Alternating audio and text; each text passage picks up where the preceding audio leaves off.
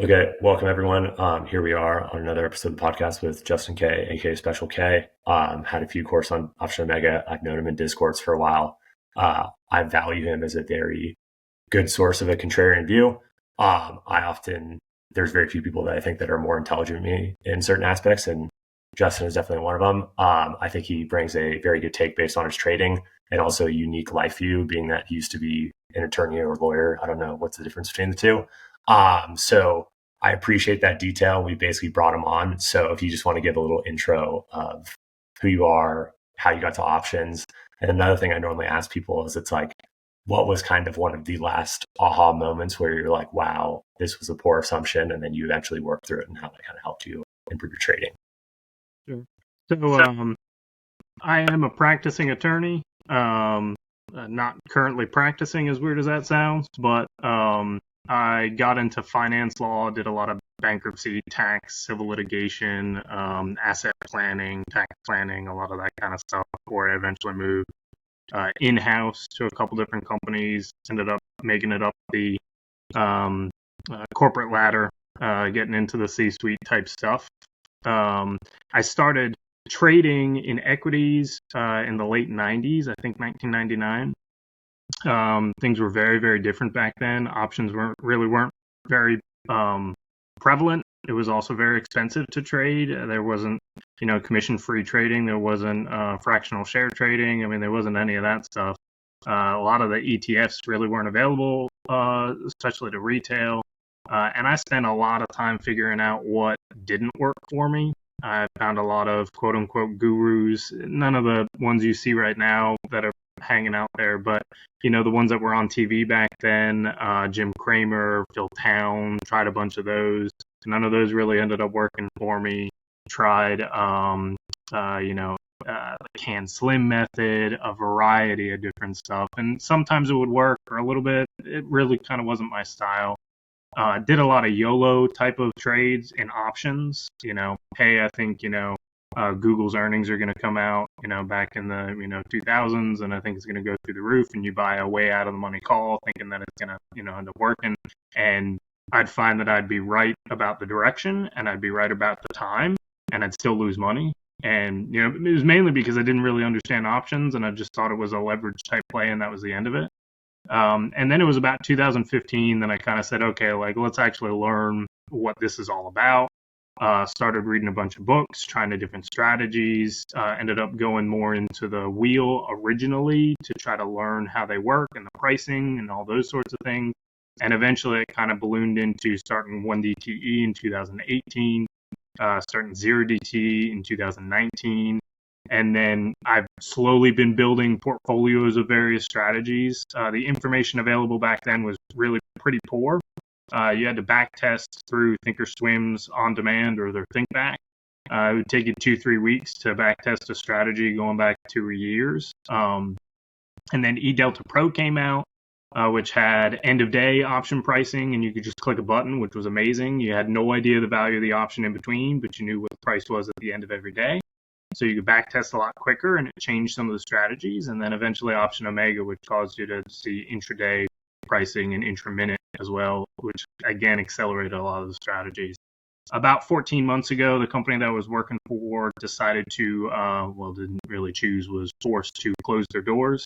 And I kind of stepped away from that environment. It wasn't the best time. It was a very stressful time.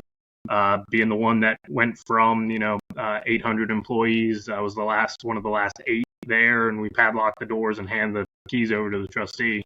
And I just kind of decided I was going to take some time off. I didn't know if that was going to be 2 weeks or what that was going to be. And I built all these strategies, so was trading full time, de facto kind of.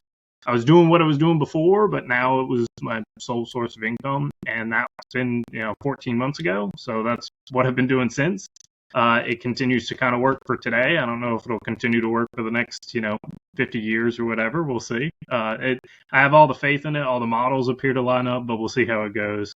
So right now I'm a full-time trader. Maybe getting back into the legal world. Maybe, who knows, take a lead from you and start a fund. I don't know. So that's who I am. That's where I came from. Yeah, it's a very interesting journey. And like, I also find that a lot of people, like, I think the saying is, it's like, losing your job can be the best thing that happened to you. Just don't make a habit out of it. And Yeah, I really want to believe in that. But a few things that you've kind of said that I found are pretty profound is we'll kind of start with this one. I made a video on it and it was in, one of your resources as well. But you kind of talked about basically the VIX regime and how it changes because it's a very, so like, big fallacies with traders out there is like they become a slave to their models because this is kind of what people say on Twitter, but then they don't really think rationally about it. So a very popular filter is you're using an arbitrary VIX number of 18, 27, whatever to make trades. But I think what a lot of people miss is like VIX is always relative to movement. So like it's static throughout time. However, different things happen in the world that basically change it. So like, the average VIX in 2008 was like a 35 handle and then these times trades. So if you kind of want to talk a little bit about what your findings were with, VIX and how that relates to regimes and that it may not actually be the best barometer for volatility in general or a proxy for taking risk. sure. So you see it a lot in the discords where people share back tests, particularly option omega, but I mean other ones where they say, hey, look, if you filter for this VIX, if you only trade when VIX is under this number, or you only trade when VIX is above this number, the returns improve. And maybe over that time period it kind of does. But what it really leaves out of a lot of that analysis is what are you excluding and what will you exclude moving forward? So if you ended up picking a number, like you take a look at the VIX today and you say, okay, well, VIX 30, for example, might be really high. Right. So, okay, so let me not trade this in really risky environments above VIX 30. And you exclude it and you see, okay, the returns look better. That's great. What you're not really accounting for is what number of trades are you really removing? Are you removing 5 trades out of 500 because VIX was really high for 2 days within that time period that you had? In which case, that may not really be statistically significant. You're just picking 5 random days that they ended up being losers and it improved your returns. That's one thing to look at. So instead of picking random numbers, you might want to take a look at, okay, let me put it into 5 different chunks, where I end up finding out, 20% of the time VIX is within this range, 20% within this range. So if I remove the top 10% of trades or top 20% of trades or top 40% of trades, what does it end up looking like? Does it change? It may not improve things, but it might change the metrics enough to say, okay, well, that's kind of what I'm looking at. Not straight VIX numbers, but okay, removing the top 40% of trades within that backtest time frame. Then when you take that, you want to actually back up a little bit and take a look at it a little bit of a difference. So VIX is mean reverting in that when VIX is low, it has a tendency of hanging there for a period of time until it spikes higher. Eventually it will spike higher. When VIX is at 8, it can't stay there forever. Eventually it'll go to 15. Eventually it'll go to 30. When VIX is high, it can't stay there forever. Eventually it will come down, right? When VIX is at 70 or 50, eventually it'll come down. You don't know when, right? For 5 years straight, VIX could be in a range of 8 to 10. And in theory, for 5 years straight, VIX could be in a range of 40 to 70. I mean, that is theoretically possible. But what you need to look at, not just is VIX mean reverting, but is the mean staying the same over that extended time frame? And if you zoom out on 15 or 20 years worth of VIX data, you'll see it's not.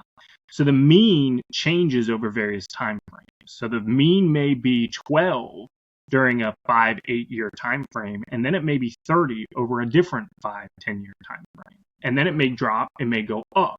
So when I look at it and I say, okay, I want to remove everything that's over VIX 25 because that's too risky based on my parameters that I set up. When VIX is at a mean of 15, removing everything over VIX 25 is very risky. So you're removing that. When the mean is 30 or 35, now you're actually accounting for 60% of your potential trades that are happening. You're not just removing the most risky, you're removing the average and under. So now you're removing so many more different possibilities that could happen based on where VIX is today. So taking a look at different time frames will help with that, but also having a logical understanding of like, okay, what is VIX at during this time frame? What's the average? What's the range? What's the percentages of different directions that VIX is at? And then let me take a look at, okay, removing the higher, the lower, 50%, 40%, whatever that number ends up being. I'm Yeah. not a huge fan on filtering with VIX. It's great to get a picture and an understanding, but some strategies, 0 TD in particular, you get paid a lot of premium when VIX ends up going high, which means that you could be wrong a significantly larger number of times and still be profitable. That's not really accounted for when you just say, okay, let me slap a VIX number on the table and see what it looks like.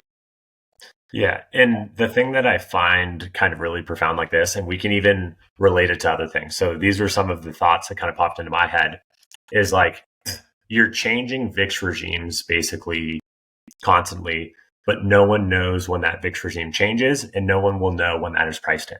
So like even some examples, it's like when Donald Trump was originally president in 2016, I think we're in a market of kind of strong Fed, weak president, a la 2018 with the rate cycle. And then basically starting in, 2020 with Joe Biden, we transitioned to strong Fed, weak politicians. And then it looks like now we may be transitioning back to, strong politicians, weak Fed. However, bond vigilantes could basically change that. And, what's popular out there is the back of the napkin form when we talk about Tasty Trade and they talk about IVR, implied volatility rank. And basically what they're saying with IVR is they're saying the last year is the VIX regime. They're just arbitrarily assigning that, time frame. And they're saying when it's high compared to the last year, data benefits it, which you can obviously see is a very non-nuanced approach to what that is, almost as much as just using a random VIX parameter. Or another example is, the lowest 5% and the highest 5% of the year in VIX ranges tends to probably not do that well. And then in like 2024, when we were below a 15 VIX, it got absolutely murdered. If you look at the data in 2017, when we were in an extremely low VIX regime, like VIX 15 to 11 absolutely printed and the market didn't move. And then when VIX went below 11, it got basically like completely kind of tightened in that. And the other concept here that I kind of realized from looking at that is that when this regime changes, we don't know what it is, we don't know until hindsight, is that it takes time for that risk premium to get repriced in. And one thing that kind of makes sense to me is that it tends to appear like these shorter duration options get that priced in a shorter period of time. Granted, it's also getting repriced more. So there's always some type of trade-off with that. And it's not necessarily the end all be all, because if you can't handle the change from a low volatility regime to high volatility regime with your trading, you're obviously going to get absolutely destroyed in 0DT because it happens 5 times more than it does in monthlies. But if you've gotten to the point in your trading where you can handle that, after you get over that weak hump of getting smoked out from those volatility changes, all of a sudden you are in a 2% drawdown, you can go back to making money. So these are all kind of like interesting concepts. The one thing about notional VIX, and I'd be curious of your thought on this, is like there's a large amount of structural flows from ETF option-based products. And these are only going to grow more because what a lot of people don't know is that when you trade options ETFs, they're making 100% return on your account for the margin of a treasury. So with a 6% rate, they're basically in the return of the stock market plus any type of options overlay. And a lot of these vol-based funds or leveraged funds do have things in their prospectus at VIX 30, they have to do some type of rebalancing, some type of risk parameters. So like that is one notional thing that like I would say, holding something overnight, or there could be some type of bigger move, it may make sense to do. So personally, I haven't really adjusted any of my trading for what I do, but generally intraday long volatility, which is 0DT, which I run a decent amount of, tends to appear like it really drops off of the VIX 30. And my thought with that is just from an empirical sense, open to close is generally mean reverting over a very long period of time. All sustained market movements happen overnight. And it also appears that when we get above that handle, even though long volatility works very good in 0DT because you're only holding it for the day, so even though over time it does nothing, there's lots of ups and downs, it seems to mean revert on a very short basis, at least from price for premium to buy and those occurrences above 30. So that's one thing I've noticed with the actual barometer, but we have based it on some type of theory. And I just think that's very interesting around the VIX and kind of what I got from your initial idea. Yeah, I mean, I completely agree. I mean, part of the questions you need to ask yourself is when you're trading and, you're used to VIX being 15, and it jumps to 35. Is it jumping to 35 temporarily? Temporarily meaning a day, a couple days, a week?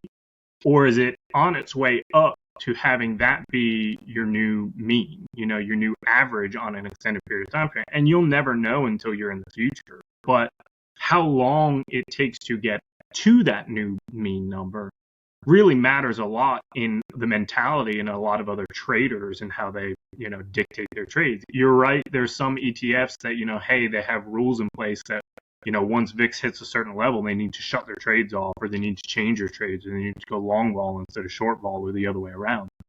But also, some of those funds, they don't really meet that frequently. They don't meet daily. They don't have automatic rules in place that say, hey, if VIX is above 30 at noon, stop. Some of them, they meet every Friday, or they meet, twice a week or once a month. So, and it depends on their strategy. So if VIX jumps to, say, 35, premiums inflate, and then suddenly news comes out and it comes back down, it may not change it the same way as if it extends for 3 days. And if it extends for 3 days into a Friday that one of these funds meet, it might be different than if it extends from Monday to Wednesday. And none of those anybody really pays attention to. Instead, they just say, hey, look, VIX is high, I'm out, I'm going to sit it out. When all of these funds are just plugging along and doing the same thing that they were doing because their rules didn't actually implement the change until it was VIX 32 or 35, and you didn't really notice that. What you do get the option to do within 1DT and 0DT, like you mentioned, you get to see the option chain expand when one of these events ends up happening, and then see the pricing that occurs within it, and then actually observe how it's pricing that in. You can see a lot of that with the Liberation Day that occurred, especially with 1DT. 1DT got absolutely hammered. And in large part, you had one of these change in potential implied volatility events as the market's just jumping up and down and going crazy because it can't average any of this stuff in. If you took a look at what a 15 delta put, for example, was on the 1DT basis, before Liberation Day, it might have been, for example, 150 points out of the money. Well, right afterwards, normally when the market drops 3%, it now estimates a 15 delta would be closer to 4.5%, 5%. Now, if it's still pricing it in there, it has priced that into the option chain automatically. What we saw the last time was, market dropped 3% and a 15 delta put was 2.2% out of the money, which is insane. 15% chance of occurring, we saw it happen today. We saw it happen 3 of the past 4 days, for example. So you can look at that and say, okay, it's not really pricing it in as much. It prices things in much faster on 0DT and 1DT basis than it does on 90 and 180 day, because a lot of other events can happen moving forward. But you also get the added benefit of compounding choices. So you can have 5 losing trades with 0DT, and then it prices in on the 4th and you're good to go. If you traded once a week or once a month, you might enter your trade at the time that it wasn't priced in, and you're screwed. That was your trade for the week or the month. Whereas for 0DT, many small bets, 1DT, many small bets get you closer to the average of the return, whether it's priced in or it's not. Yeah. And kind of the other thing with that too is like a way to think of it is it's always priced in, but we have no idea how long it will take to get priced in. Yep. And even though the volatility risk premium is always present, how we harvest that volatility risk premium will basically change over time. So, this is, I think, is a good segue to hedging, is it's like the, perfect hedge should be close to random, like a near expected even return, because the purpose of a hedge is to offset your risk. And obviously the idea of a profitable volatility selling trade would be as close to basically statistically significant as you can, 99% certainty or whatever that is. So when those basically cross from those regime changes, that randomness can play in. Like this move, historically for holding overnight vol was pretty terrible in relation to other things. But, the also beauty with holding overnight vol is like, if the vol rips up a bunch overnight, that has to come out during the day. So like you just sold something that you thought was priced in. It clearly was not yet. The market opened up the next day. But now the volatility is richer than what it was the night before, where there's an illiquidity premium because you can't trade overnight.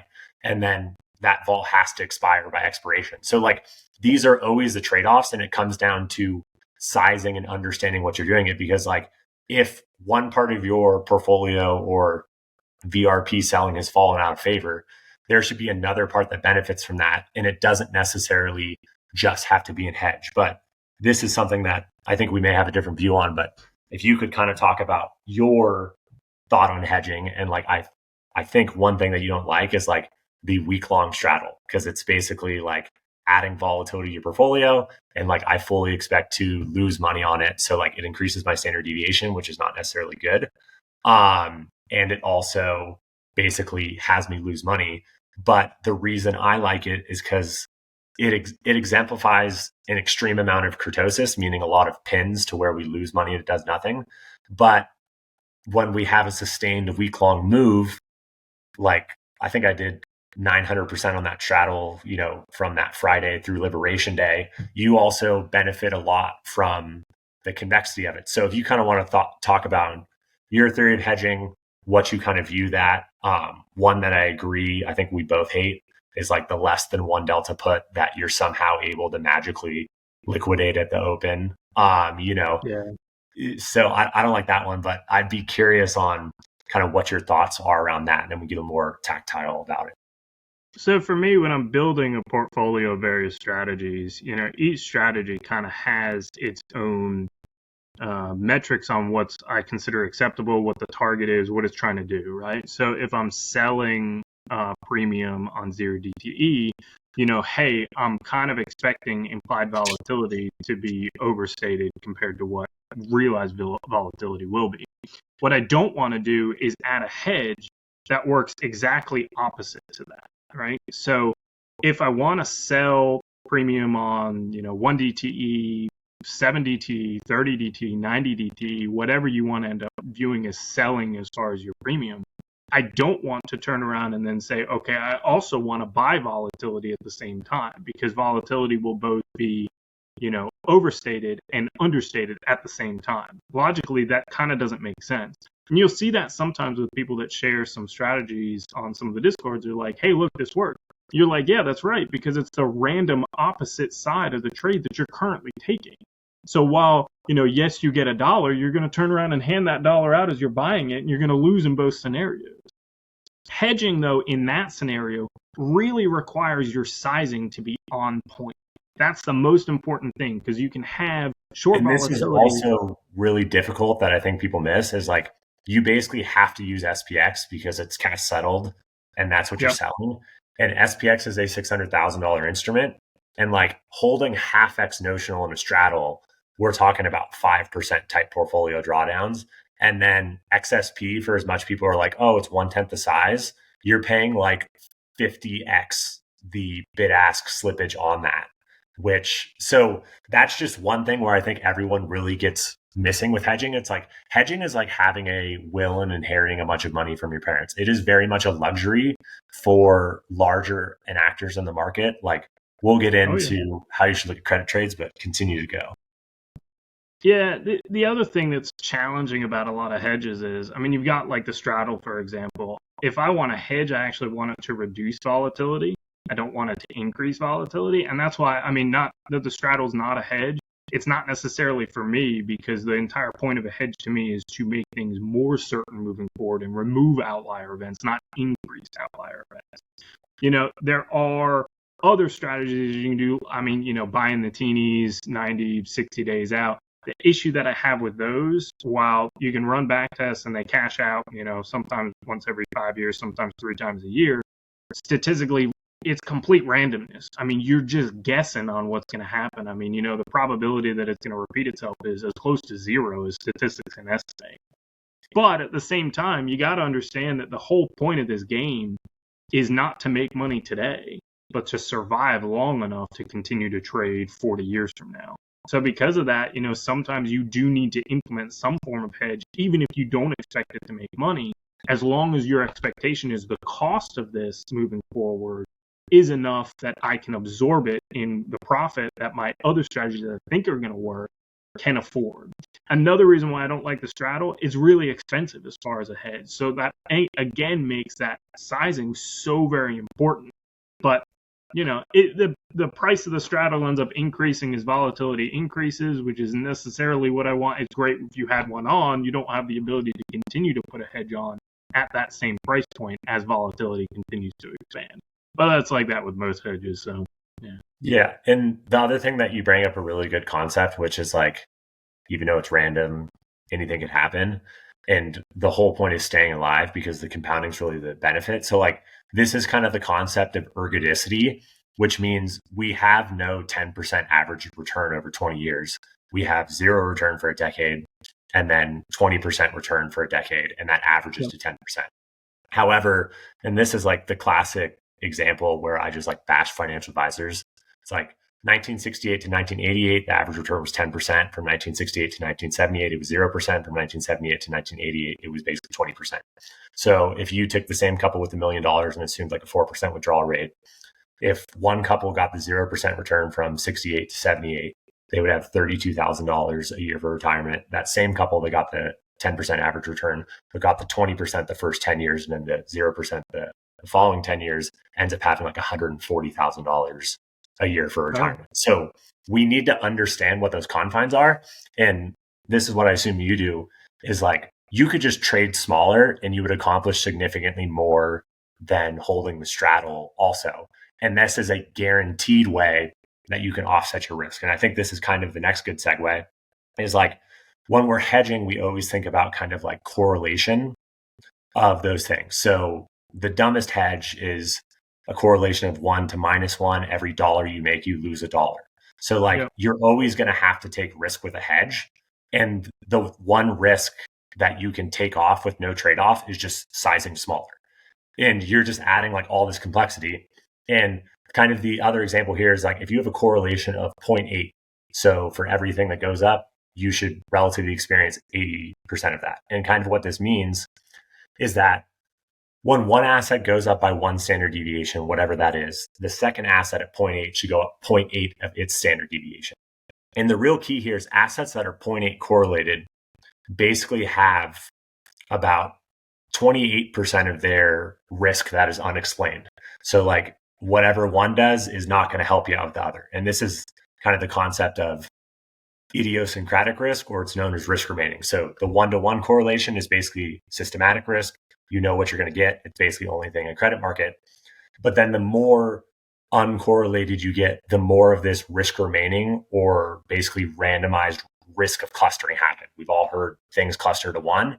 And this adds so much more complexity, but I see people often come at it at way the wrong way. So they think if they use the word uncorrelated. And I hate this word because sure, uncorrelated means like 0.3 correlation to negative 0.3 correlation and everything in between.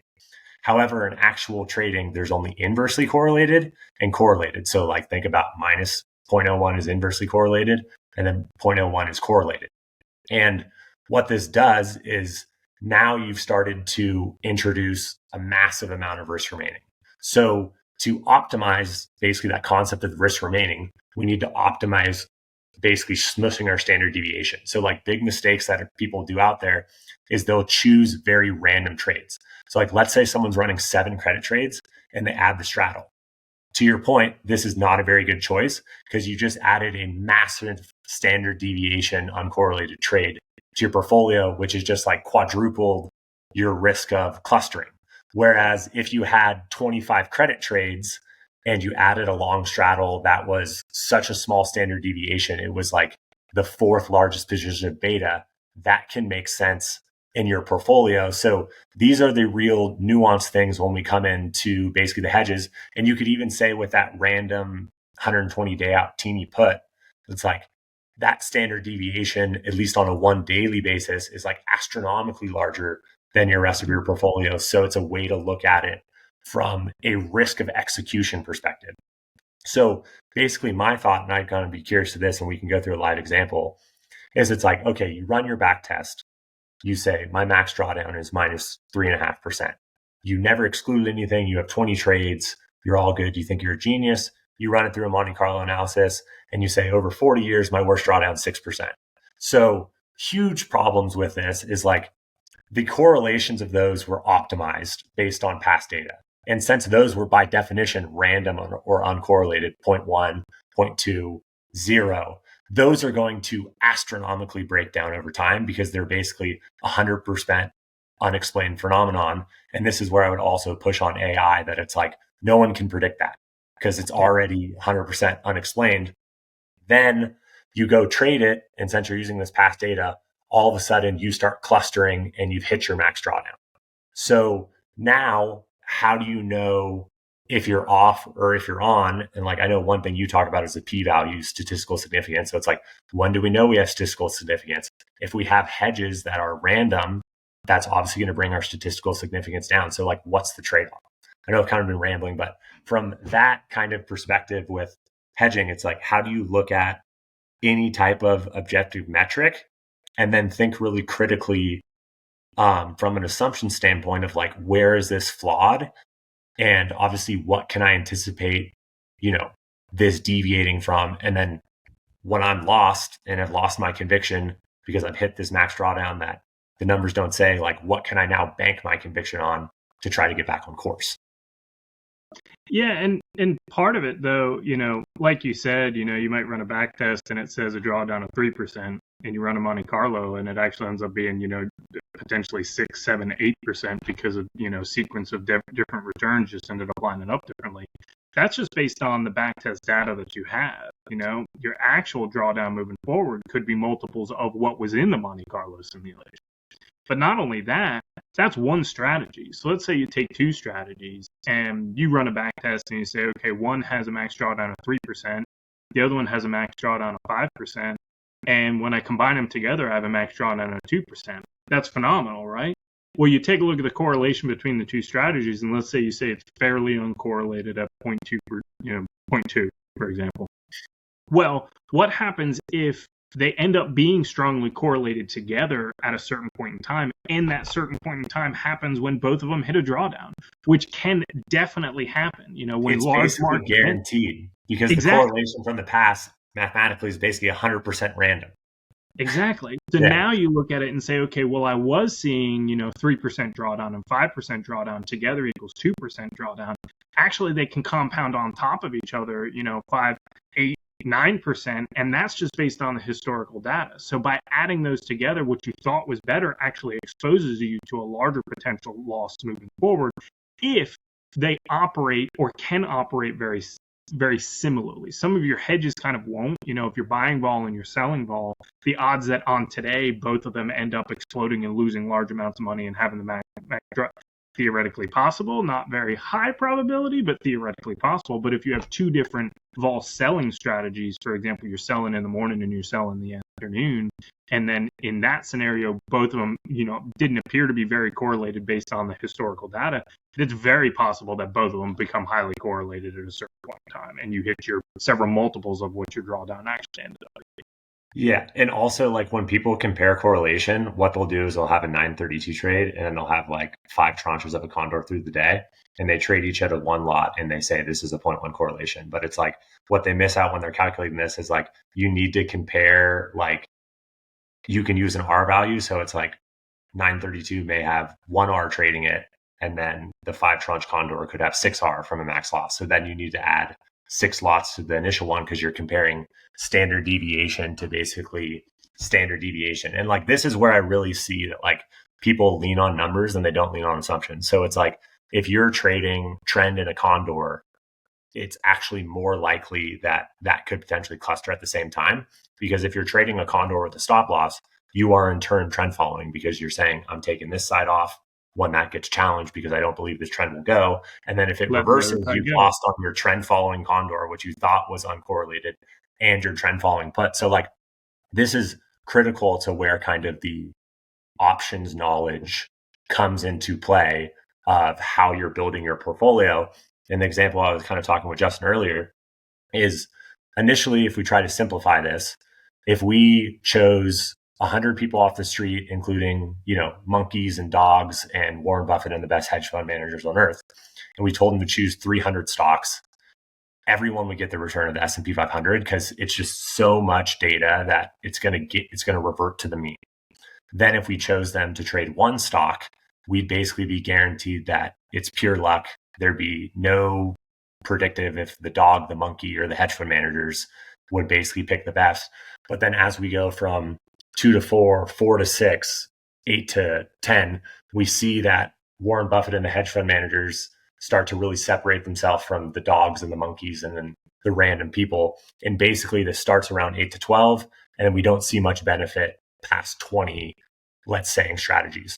However, all these strategies are not created equal. Like you're talking about vol regimes, it's like if you have a hedge that's held for 7 days, that's a lot different than zero DTE, basically trading a dozen times a day. Regimes shift a lot faster and more often on zero DTE, and then, vice versa on the other duration. So I'd kind of be curious with that little facet. It's like, how many strategies do you have? And then how do you view having them diversified? So it's like, we talked about it, long vol, obviously shows some skewness, fat tail potential distributions, which is going to be like guarantee a preventive clustering at the extreme ends. So like credit trades are obviously going to suffer with massive expansions of volatility, even though you may be only 0.2, inversely uncorrelated with the long vol. If we move 5%, like that should make, Yeah. So, I run on average about 7 different strategies, various sizing for all of them. Some of them incredibly small. Other ones of them, they're kind of a large portion of the income generation that I do. Some of them have, much larger risk to return than other ones, which some of them are long vol, some of them are short vol. I'm not going to say, I don't counteract myself sometimes, but I'm not buying 0 DT and selling 0 DT. I won't do that. I'm not buying 1 DT and selling 1 DT. I won't do that. What I will do, though, is I'll let some of the potential profits run on trades that let other portions stop out. For example, on 0 DT, I don't close wings. I buy wings. I have stop losses on the shorts, and I will hold those wings till they die. And I understand that it's really just a cost of doing business. I don't expect to make any money off of it. But over the course of the past year, 3 times, some of them ended up landing in the money, and by a good margin. Yeah. And, that's the way I do it. Does that count as buying vol at the same time as selling vol? If you want to view it that way, I don't know. But I let my losses be capped by stop losses. Understand it's not really capping my losses, but it's trying to cap my losses and letting my profits run and go endlessly. For 1 DT, there's a lot of people that will buy 7 DT, 5 DTE wings instead of the 1 DT selling. And they put profit targets on those. To me, I've always been a strong advocate against profit targets, trailing stops on any of those. They're hedges, let them be hedges. If the market explodes up or down, crashes, let your long vol hang out there. That's what it's there for. You don't want to try to capture 500 or 700% profit and then see the absolute market bottom out and you lost out on all of that. Instead, just let them run for the time frame that you determined was profitable. Let your profits run. Yeah. And what I think Justin does well and everyone else does not is like, it just comes down to sizing. Like the standard deviation of that reverting, 300% of his profits does not materially affect what his portfolio is trying to do. So like it makes it so much easier to do. Whereas if you're holding 3 times notional in your account on long puts and you're negative 10,000 SPX deltas, every tick, could be several $1,000s. It's going to be really hard to hold on to this. And this is just a further example of like the real benefit is from your sizing is always the easiest thing to do, and then balancing that out. And you can also hear from him as like, he's at statistical significance in terms of strategies. He runs 7 or 8 strategies. He's got, they're actually diversified and he's thought about it critically. And this is kind of where the people, miss a little bit. But I guess kind of the next thing I wanted to do is kind of show these live assumptions with what I've done, in my portfolio a little bit. And then, I'd be curious to any comments that, Special has as well in regards to this, because I think it's pretty interesting. So can you guys, it'll lag a little bit, but if you could see my screen, you should be good here.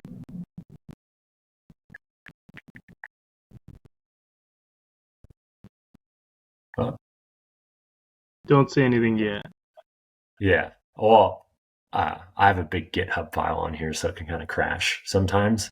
But generally, if you give it 2 minutes, it will kind of be able to display it.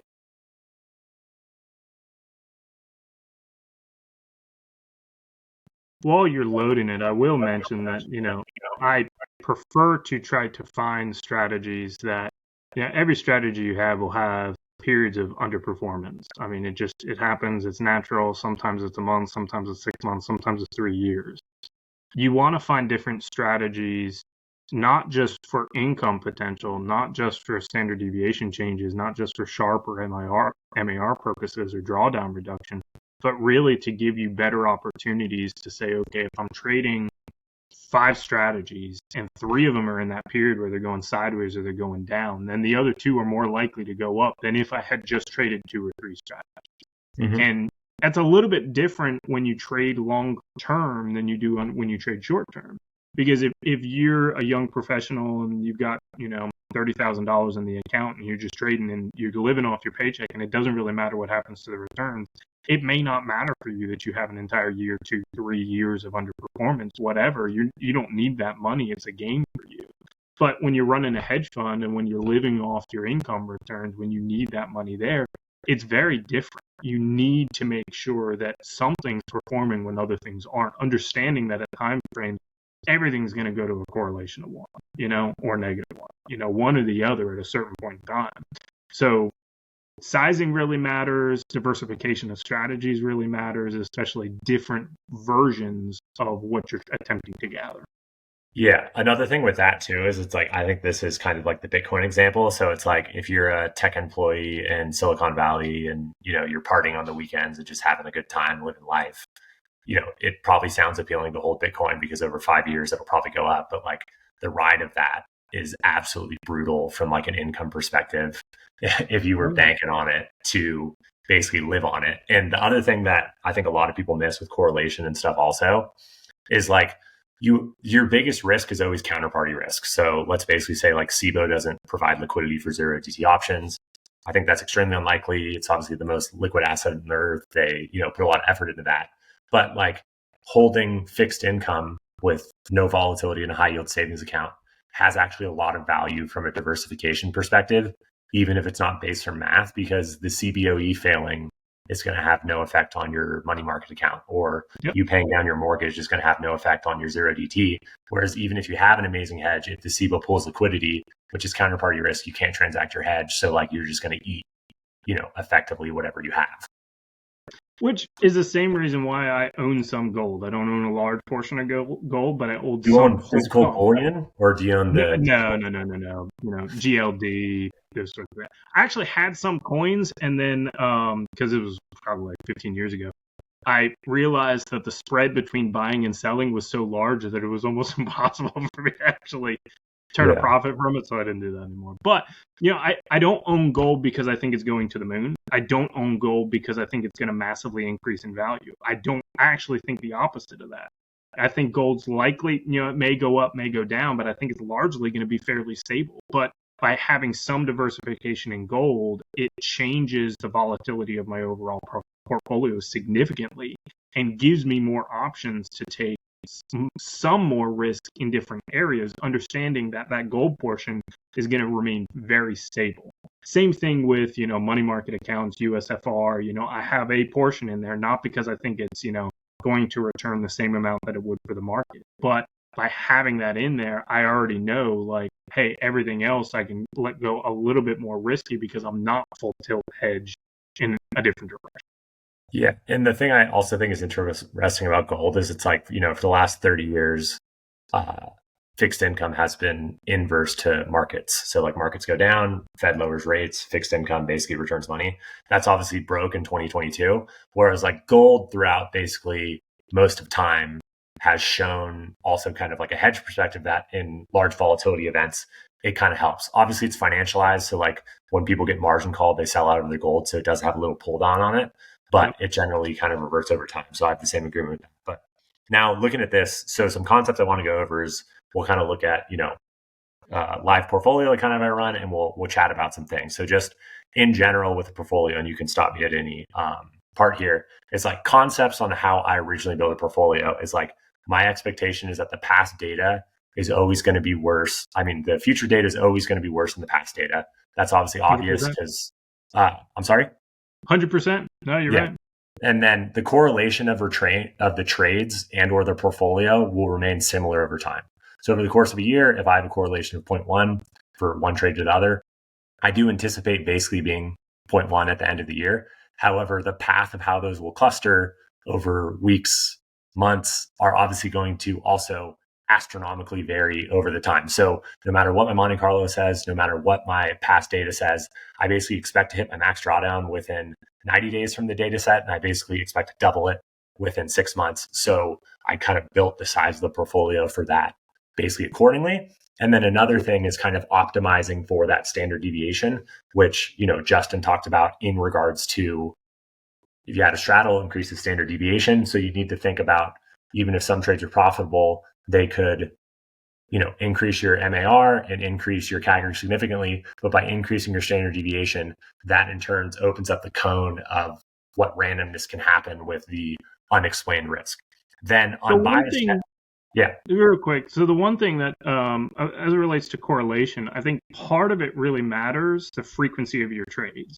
Yes. So if there's 100 trades that you're taking on, I typically when I take a look at things, I'm really unwilling to make a firm conclusion. It depends on the strategy, but if you have less than 100 to 250 trades, that's kind of the range where, some strategies you need 250, 400. Some of your hedges, honestly, you need 1,000 before you can really make any type of determination. But most of them, it's kind of in that range. Now, if you're putting on, you had mentioned it when we had talked earlier, a double calendar once a week, or, FOMC trade, that happens quarterly, for example, you need significantly more of those to really feel comfortable about what it's going to actually do. So when I look at something, I say, hey, look, it's a correlation of 0.1 over the course of a year. If it's two different trades that I'm entering daily, probably, yes, I would agree. If it's one trade that I'm entering weekly and another one that I'm trading daily, I would actually want to zoom out a little bit more to say, okay, what's the correlation over the course of 3, 4, 5 years? That I would agree overall would continue long term. It may increase up to 0.4 or decrease down to negative 0.3, but I should expect it to be around 0.1. But I think it's a fallacy to take two double calendars and take a look at it since dailies that enter, one on Monday, one on Friday, and say, hey, the correlation is 0. It'll be 0 moving forward. I don't think you have enough data points to really make that determination. So yeah, so one little catch. Yeah, and that thing with it too is like people often ask me like how far back do you back test? And it's like obviously I'd like to back test as far as possible, but if I run 12 trades a day for like trend following selling credits, I'm not that worried only going back to 2022. I'd kind of like to go back to 2020 to basically, view shock scenarios. But when we look at that, that's obviously enough data. Whereas like a double calendar where you only run it to SPX dailies, that obviously has a huge problem. And it's like just the data set in general has massive flaws with kind of making that assumption. So when we're looking back at this portfolio, we also know that like some metrics that we can look at that are unbiased to hold ourselves accountable to is we know what our max drawdown is from past data set. We've also stated like we expect to hit that and double that. And then the thing that I really find interesting is, again, this is kind of like a North Star, but I expect for it to cluster over time, is using our whole portfolio over the average of all the days. What's our average daily return and our average standard deviation, which were the inputs to the Monte Carlo analysis. So obviously that can cluster different. The correlations of the trades will break down. But if we hit and surpass our max drawdown and our average daily return and standard deviation is the same as the back test, we know that's just the unexplainedness of it. And we should expect for it to mean revert over time. And then also the overall data set is in line with our portfolio expectations, which would be like correlation, daily returns, and then red flags that would pop out that would obviously cause more drawdowns is like if we have variance in execution. So like if we assume 20 cent slippage, there were, a couple massive days like April 9th to where your average execution now is 40-cent slippage. Obviously, there's nothing you can do about that. I would definitely expect for that to mean revert over time, unless there's some type of regulatory change. And then also, when you're comparing that, let's say 6% max drawdown in your back test, you're using that same back test metrics and you're basically comparing it to the 3-month period where you took a 6% drawdown in your actual forward testing. It's like, does the back test at least match that? Obviously, it's exceeded it, but it's there. So this is kind of an example of one of the portfolios I run. This basically shows the metrics of my actual portfolio versus basically the expected metrics from the back test. And just so you know, like I basically had 10 consecutive weeks of profitability, and then I had 4 consecutive weeks of losses. And this is basically the mark at the 4th consecutive week of loss coming down here. So you can basically see that like our Sharpe ratio is basically in line where we expect. Our Sortino is basically there. Our correlation and beta, they went down a little bit because the volatility of the market was higher. However, our average daily return is right where it's supposed to be. Our standard deviation is slightly higher. Our win rates on a weekly and daily perspective are basically identical. And then also, average weekly return, all these are basically right on point. So even just from looking at this and then looking at the Monte Carlo analysis over 20 years of 6%, we're at a 5% return. However, our standard deviation and average return are basically identical. So like I was kind of doing an exercise with this on the concept, and everything's basically matching. And you can see that our p-value is here, which is like our confidence it's non-random. So like I have a 96% this is non-random, and that obviously may be worrisome for some credit trades, but the fact that we're running long straddles, we're buying volatility, this is obviously where most of that randomness is displayed. And people will obviously want a strategy hunt, but like from a numbers perspective, everything here is well within what is statistically expected. And we're basically right on what our expectations of performance are. However, the path is basically the only problem. So the only thing to really check in this perspective is, what is my sizing? And is this sizing appropriate? Unbiased things are standard deviation, different types of trades, stuff like that. But this is just kind of a way I would encourage people to think about. It's not even, is your test or edge breaking down, but is it behaving as expected from an ebb and flow perspective? Like, I'd be kind of curious how you view your portfolio, or it's like when you are off in your portfolio, what do you look at to inspire confidence from an objective perspective, and then even a subjective perspective from like a theoretical sense of worrisome with portfolios or such? So for me, I think it's very common to take a look at the return and the drawdown, compare live to back test, and make an off-the-cuff reaction whether or not it's working or not. That tells me nothing. I will say that if the back test had a drawdown of 5% and live I'm looking at 20%, that's a problem. I fully expect at least to hit twice the drawdown in the back test, and I actually expect my return to be about half of what the back test says, maybe a little bit less, only because I'm optimizing for previous, performance. When I find a strategy that has a 10% return and an 8% drawdown, I don't trade it, right? If I find one that had a 40 and a 2% drawdown, I might trade that. But by selecting that one as opposed to another one, I'm automatically selecting for periods of time in the past of overperformance. It's just natural in the way it's going to move. So it may be that I get 40% return and 2% drawdown, but I don't think I will. I think I'll get 15 or 20% return, and I think I'm going to get 4, 5, 6% drawdown. That's just in my head. So when I run a back test and I compare it to live, I'm keeping that in mind as I move forward. I also want to make sure that I have enough trades within that time frame that I think that I can actually make an assessment, which is hard to do because, there was a strategy that was going around this. What? And what's enough? You know what I'm saying? Exactly. Yeah. So there was a trade, the continuous iron fly, 0 DTE, a 1 DTE version of it, where it was an iron fly with a profit target or a stop loss, and then it auto re-entered afterwards. And, after trading it for 3 or 4 weeks, you're not really making a whole lot of money, and things don't really look quite the same as it did in the back test. But you had 20 trades, 20 days worth of trading. Is 20 enough to really make a determination? I don't think it is. I think 200 maybe. Do I have the stomach to continue this for another 10 months? That's a completely different question other than objective analysis behind it. But what I think you get much more than comparing returns, comparing drawdowns, comparing correlations with other strategies, comparing VIX regimes, comparing other types of strategies.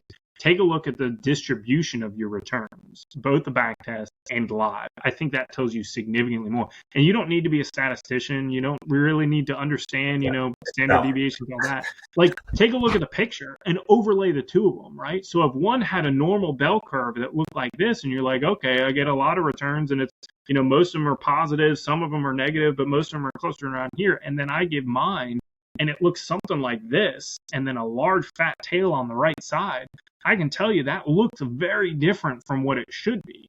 And a lot of people will say, if it's negative and I'm losing money, I'll take a look at that. I want to look at both, right? So I want to know if I'm making money and I'm making more money than I should be. Hold on a second. Maybe that's great for my bank account, don't get me wrong, but am I making the right decision here? Has something changed significantly that I might need to resize some different things or stop trading it entirely?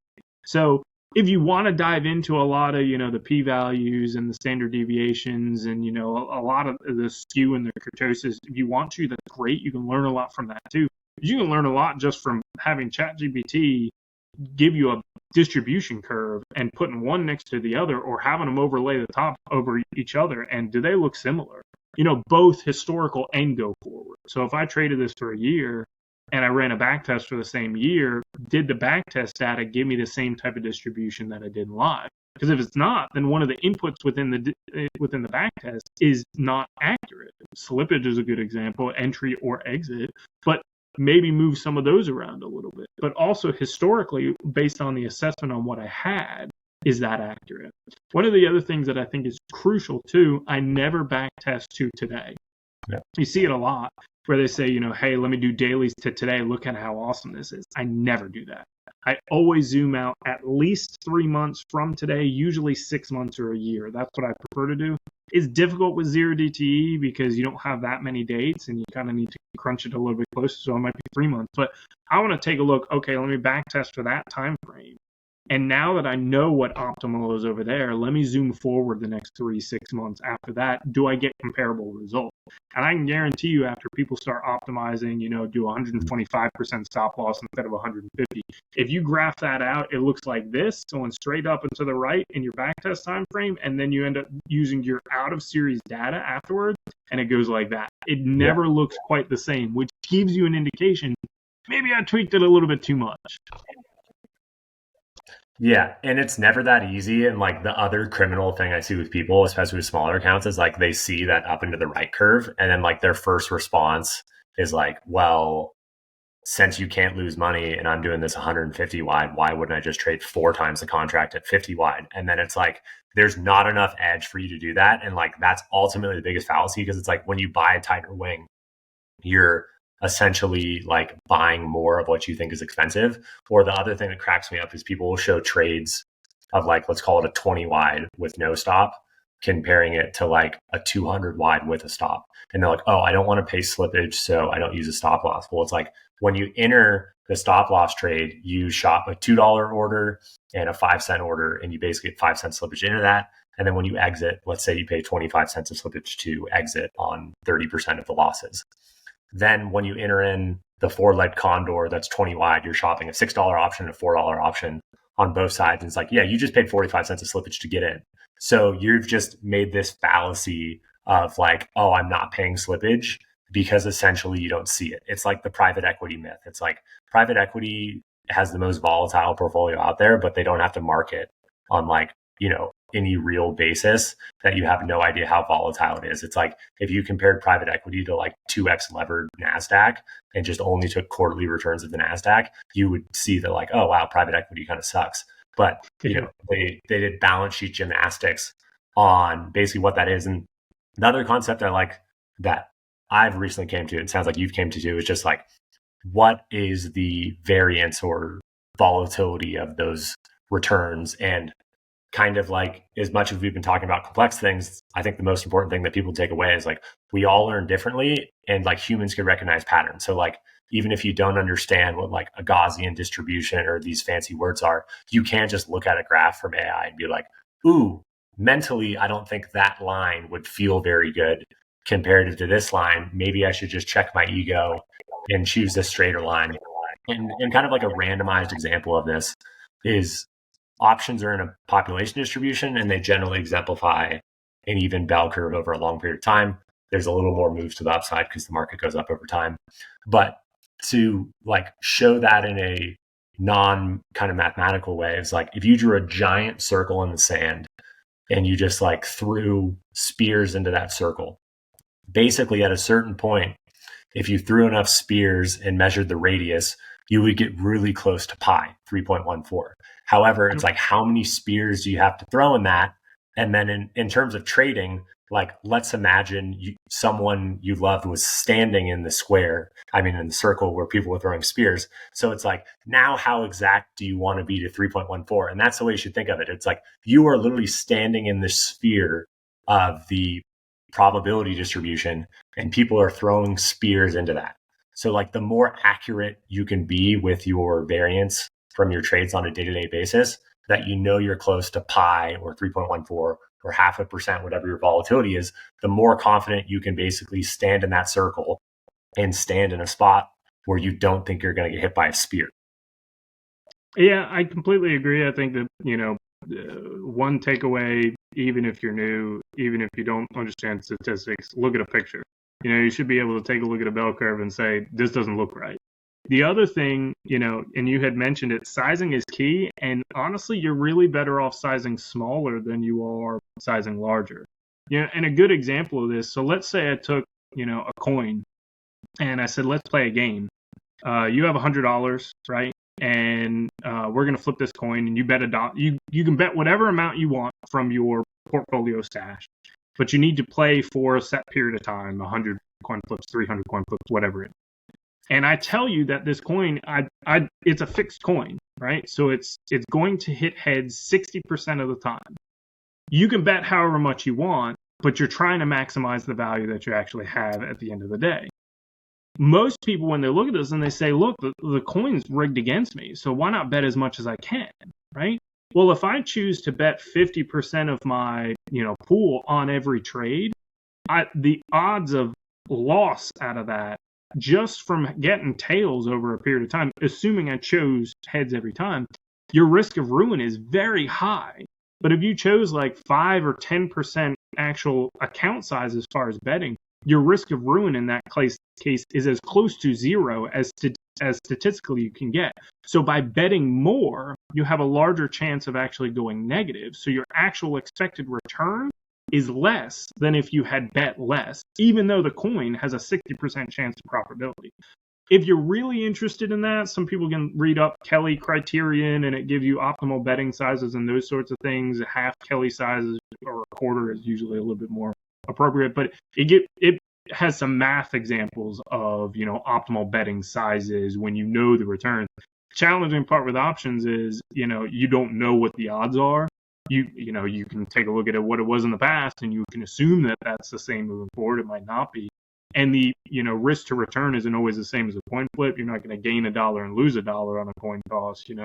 You might gain $1 and lose $5 or lose $20 or lose $1. You don't really know. So a little bit different in live trading, but it gives you some type of idea. Yeah. The other concept is like going back to the, retired couples, 1968 to 1988 with 10% and 20% returns varying. Is like, this comes back to the concept of ergodicity. It's like your investment path is a path continuously. So averages don't matter. Like the Taleb quote is, how do you drown in a river that's 2 feet deep? It's 2 feet deep on average. So that's like really what the danger is. And the difference between optimal and I optimize for standard deviation and that potential lack of loss. And then what else is optimal? And like the other classic example of this is like, imagine you could go to a casino and you went with 100 different people every day with 100 people. And you knew that it basically cost $1,000 to go in and your expected return was $2,000. And essentially, one person out of the 100 loses their entire money. So like from a bet perspective, if this was non-ergodic, meaning you just went with a new group of 100 people every day, you would always do that. And then let's say all the 100 people had pooled money and you just shared a cut of it. So it would never matter if you blew up. Then if you had the opportunity to play that same game, but you had to play it consecutively until you finished the 100 turns, you would never want to play that game because you are virtually guaranteed to get rich and then also blow up. And the other very simple concept with this, like sizing bigger versus sizing smaller, I do have a little bit of difference with optimization on what that is. So like, for example, if you take a 5% drawdown, you have to get 5.25% or 5.5 to get back to even. However, if you can get a 5% drawdown with a 40% return, basically when you do a 3% monthly return towards the end of that year, it actually ends up being like 5% monthly return because it compounds on itself. So like that type of risk reward makes sense. And like, I don't necessarily get why people will target like a 1% drawdown and thinking it may be like 2.5. However, on the far flip end of that, if we see something's profitable at a 10% drawdown, that can obviously vary over time. You know, when you have a 10% drawdown, you pay 1%. If you have a 20% drawdown, you have to pay 5% to get back. So like if you just decide to up it, and this again is what I see in the communities here, is they're like, oh, I don't mind losing 25%. Well, it's like you could lose all your edge because with a 25% drawdown, you basically lose 8% PCR effectively because you're losing all the money you get. So like that risk is clearly not there. And this is where everyone screws up in zero DT options. It's like the benefit of zero DT options is I think in 6 to 12 months, it's very doable for people to do 20 to 25% returns with 10% drawdowns on a small portion of buying power with their account. But you could just see from this example how it would be exceptionally unpalatable to double the size for potential 20% drawdowns that could vary to 40% and to use like more and more of your money of it. Whereas what you do and what I try to do is like the optimization of like, how do you make 30 with a 4% drawdown? Like that leap is just astronomical between those two facets. And the other key here that I noticed when you were talking is we talk about these non-ergodic returns like through life and trading. And I think that people that leave their career and really put themselves out on the line, like me or you, we are actually living our life ergodically. So like we've given up the opportunity cost of building our career. We've chosen one path that we've set on. And really, you either kind of leave a failure or you make it through the other side. So that psychologically and physiologically on what your behavior is lends over the most to trading possibly. Whereas like people that are still working, they aren't behaving that way with their physical body. So it's going to be much more difficult to be congruent. Whereas they're taking more of a stance of like, I work a job, I make money. And if I gamble and make money in options, I can get out of my job earlier. Completely different than I'm leaving a broken man or working going back to being a sales development rep for $50,000 a year, or I'm going to make it out like a, financially free millionaire from trading options. And like that, people always talk about the mental game. It's like, first of all, your psychology and your mental game doesn't mean shit if you don't know your numbers, which is something I think a bunch of people miss. And then secondarily, it also has everything to do with how you're behaving on a day-to-day basis. Like all these people on Twitter, I've even met some hedge fund managers. It's like they live in Vegas. It's like those type of people, and they like to drink and party and gamble. And it's like they just have like a keen fixation for risk. And there's a lot of bodies on these risk takers. Obviously, there's going to be successful people in that. Whereas like there's other people that are like, oh, here are my numbers. I deliver 10% a quarter, or I'm going to make enough income to live it off. And then they deliver on it, but we don't champion the people because we're like, oh, that person had such conviction. And that's just something like, I think people should look in the mirror and really ask themselves like what their behavior is. And if you're trying to trade for a living, like, is everything in your life in congruence with the habits of trading for a living? Because the quality of life of making $1 million a year completely remote through an automated trading is like much more appealing than making 50 million, in my opinion, and potentially risking what you have and need for what you don't have and don't need. That's my last thought. If you have anything else, you could bring it up. But I noticed it when you brought it up and you talked about the path, and I could see that related to your life. And like, I definitely thought like that for a while. It's like I used to throw up when I wasn't sure about these numbers. And this is kind of what stemmed my fixation with figuring it out. Like I would be so uncertain that I would wake up and throw up. Like my body was like rejecting my assumptions. It's fine now, but like and trade long enough, you're going to do it. I mean, everybody does. I mean, you don't know your risk tolerance level until you hit it, you know? And part of that has to do with conviction and understanding your strategies, but part of it has to do with understanding yourself. And I will say that your risk level will change over time, and it won't increase. It'll always decrease. And it may decrease just simply based on the numbers. So if you were running a strategy where you were making 100% per year on average, and it had a 20% drawdown, most people would say from risk return perspective, that's amazing. Well, when you're working a full-time job and you have $100,000 in the account and you say, I'm losing 20%, I can lose 20 grand. Like, that's fine, whatever. All my bills are getting paid for. When you hit $1 million and you're losing $200,000, it's still 20%, but $200,000 sounds a lot less palatable than $20,000. Yeah. But then you turn, if you're a young professional and you got a W-2, that's one thing. You're a young professional, you have a W-2 and you have kids. Suddenly that $200,000 looks a lot more real. Then when suddenly you don't have that W-2, that $200,000 is very, very real, So all of them are 20%, but at different times, different account values, different stages of your life, things will change. And you don't know that you hit that point that you can't take it anymore until you hit that point and you can't take it anymore. So I would always say, if you look at something and you say, I think I could live with a 30% drawdown, well, why don't we try 20 or 15 and see how you feel at that point? And if you feel fine, then maybe increase it from there. But don't start off at 30 at a number that you've never hit before thinking that you'll be able to stomach it, because the odds are you probably won't. Yeah, I completely agree. That's all I got. Yeah. I don't have anything else. Do you have anything for me, or we're good? Nope, not on my end. Okay. Well, thanks everyone for tuning in. Do you want anyone to reach out to you? If not, I'll just no, it's fine. Most easily recognizable through Discord, various channels, Special Kami. You can find me at Trade Busters, Speaking Greeks, Option Omega, any of those. I'm in a number of other ones as well. Not hard to find there. Or maybe not to bombard you, feel free, you guys can email with questions if you really like this comment. We can just have them back on, so it's time efficient for everyone too. That works too. And if you're interested, I go through a lot of this kind of stuff in any of the courses I have. I have 2 1DT courses through Option Omega's Academy. I don't really push it very much. It was something fun to make. I'm glad I did it, but it's hanging out there. If you're interested and you like what you hear, check it out over there, or hit up Mark or myself with questions. I'm always available. Yeah, I've taken both the courses. They're good. I even have traded the strategies, and the returns of the strategy have dragged quite a bit lately. Maybe a lot. Yeah. So it's definitely not the holy grail money making, but very good info. And I think it just kind of shows sometimes you can do everything right, and you just do need to go through periods of those drawdowns or whatever. And other thing I say is every drawdown is always worth it, because you learn some type of lesson, whether it be sizing or whatever do. And then it's I roughly trade that strategy 1/3 of the size I used to trade it.